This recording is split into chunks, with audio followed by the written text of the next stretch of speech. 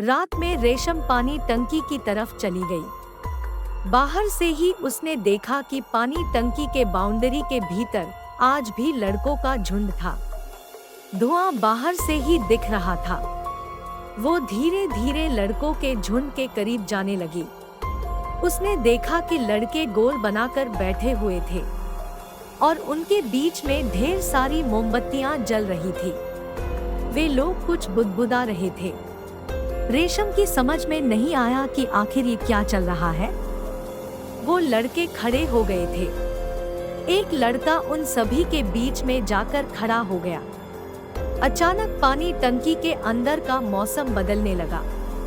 बहुत जल्द ही तेज हवाएं चलने लगी और उन लड़कों के चेहरे में खुशी की एक लहर फैल गई। कुछ देर बाद किसी के गुर्राने की एक डरावनी आवाज माहौल में गूंजने लगी। रेशम को अपने आंखों पर विश्वास नहीं हो रहा था। उन लड़कों के घेरे के बीच खड़ा लड़का अचानक से बदल गया। उसके हाव भाव बदल गए और गुर्राने की आवाज उसी के भीतर से आ रही थी और उसके आंखों का रंग बदलकर लाल हो गया था। तभी उस लड़के ने जोर से चिल्लाकर कहा, तुम सब के अलावा कोई और भी है यहाँ? उसे मेरे सामने ले आओ। उसके ऐसा कहते ही बाकी लड़के इधर उधर देखने लगे।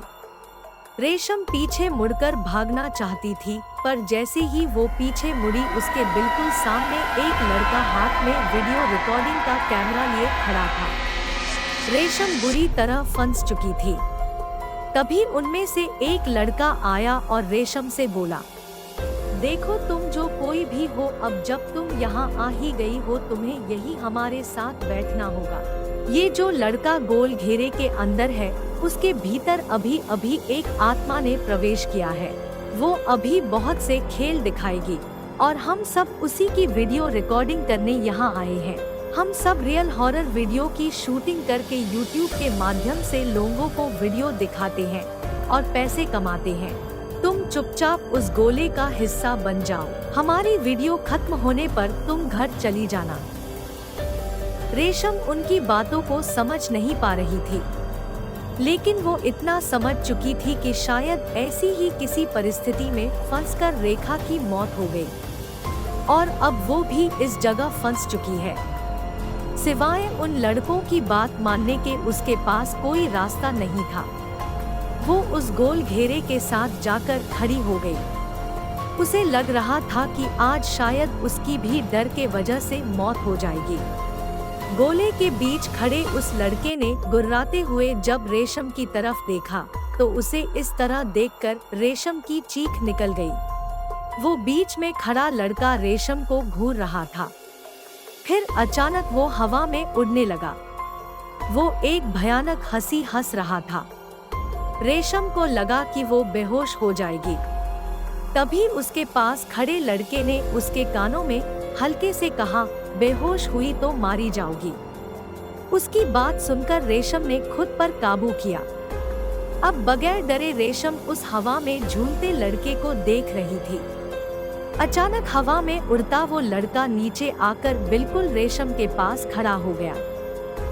आंखों में आंखें डालकर उस लड़के ने अपने दोनों हाथों से रेशम के कंधों को पकड़ लिया और बोला, तुम्हें डर नहीं लगता रेशम?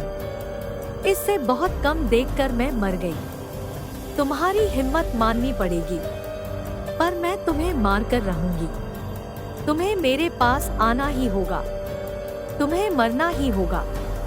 रेखा की रूह रेशम को अपने साथ ले जाना चाहती थी। भयानक सर दर्द के साथ रेशम को होश आया और वो अपने घर में थी। उसके ठीक सामने रेखा की माँ बैठी थी।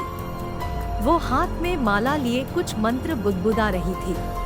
रेशम की माँ बता रही थी कि सुबह सुबह असलम जी ने उन्हें उसकी खबर दी और सारे लोग जब पानी टंकी पहुँचे तो उन्हें वहाँ रेशम खड़ी मिली। उस वक्त वो बेहोश नहीं थी। आंखें फाड़ फाड़ कर वो अपने सामने देख रही थी, जैसे उसके आंखों के आगे बहुत भयानक नजारा छाया हुआ हो। जैसे तैसे उसे घर लाया गया और फिर रेखा की माँ भी आ गई। उन्होंने पहचान लिया कि ये किसी प्रेत का काम था। उनके द्वारा पवित्र मंत्रों के उच्चारण के वजह से ही रेशम जल्द ही होश में आ गई। रेशम ने अपनी माँ से कहा, माँ, ये सब रेखा कर रही है। इस बात को सुनकर उस कमरे में खड़े सभी लोग चौंक गए, सिवाय रेखा की माँ के। उन्होंने इशारे से उसे चुप रहने को कहा और फिर धीरे से उसके कान के पास जाकर बोली, वो यहाँ भी है। उसके बाद उन्होंने कुछ मंत्रों का जाप किया और फिर रेशम को बोलने के लिए कहा। रेशम ने सबको अपनी पूरी कहानी बता दी। उसके बाद रेखा की माँ ने कहा कि उन्हें बेहद सतर्क रहना होगा और वे जल्द ही रेखा की आत्मा को विदा करने की तैयारी कर लेंगी। रेखा हाथ धोकर रेशम के पीछे पड़ गई है। रेखा की माँ ने रेशम को अच्छे से समझाया कि वो रेखा के आत्मा वाली बात किसी से न कहे, क्योंकि रेखा हर वक्त रेशम के आसपास ही रहती है। उन्होंने कहा, जब तुम किसी को भी बताओगी कि तुम रेखा की आत्मा को देख पाती हो तो जाने अनजाने तुम उसे भी रेखा की दुश्मन बना दोगी। वो तुम दोनों के बीच किसी को आने नहीं देना चाहती। वो जब भी तुम्हें दिखे तुम उससे अच्छे से बात करना। मैं बहुत जल्द ही उसके आत्मा को मुक्त करने के तरीके ढूंढ निकालूंगी। रेखा की माँ की विश्वास भरी बातों को सुनकर रेशम का डर काफी हद तक कम हुआ। कुछ दिनों तक आराम करने के बाद रेशम ने फिर से कोचिंग जाना शुरू किया। वो कमल से दूरी बनाकर रखने लगी थी। वो नहीं चाहती थी कि जो बुरा साया उसके ऊपर मंडरा रहा है वो कमल को भी परेशान करे। इधर रेखा की माँ और रेशम के माँ पिता ने मिलकर कई सारे तांत्रिकों के चक्कर काटे, पर किसी ने साथ नहीं दिया। तांत्रिकों ने कहा कि अतृप्त आत्मा एक जान तो लेकर ही रहेगी, चाहे कुछ भी हो जाए। एक बाबा से मिले एक अभिमंत्रित ताबीज को उसके माँ पिता ने रेशम के गले में डाल दिया था। छुट्टियों में कोचिंग से एक हफ्ते के लिए हिल स्टेशन जाने का प्रोग्राम बना। रेशम की माँ ने स्कूल में कह दिया कि रेशम पिकनिक जाएगी। वे भी अपनी बेटी के चेहरे पर मुस्कुराहट देखना चाहती थी। बहुत सारे सुझावों और सावधानी बरतने के सुझाव के साथ अब रेशम हिल स्टेशन जाने के लिए तैयार थी। दिल के किसी कोने में एक खुशी थी कि पूरे 7 दिन वो और कमल आसपास रहेंगे। इधर कमल को जब पता चला कि रेशम भी उनके साथ जा रही है तो वो भी बहुत खुश हुआ। पिकनिक वाले दिन सभी खुशी खुशी बस में बैठे और गाते मुस्कुराते एक खूबसूरत यात्रा शुरू हुई।